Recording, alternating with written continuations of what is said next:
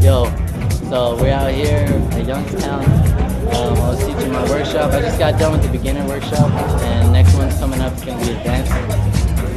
It was great, man. I got a lot of people come out, and a lot of people supported, so it worked out. You know what I'm saying? So that's what's up. Everyone that came out, you know, respect to all you guys, and respect to Sun for putting up the footage and everything. Yo, man, just keep doing your thing. You know what I'm saying? I've been out here teaching workshop.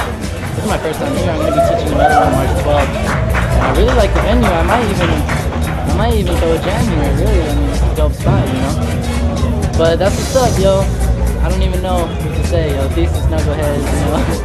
Yeah, that's how I do it, man. Just, you know, looking out for the scene. The whole reason why I'm doing this is because I want to connect to the scene. I've seen a lot of new faces today that I've never seen before, you know what I'm saying? So it's like, it's something positive, something good for the community. You know what I'm saying? Ever since I moved here, I've always wanted to be a part of the community and build with it and grow with it. So, you know, it's working out. So that's what's up.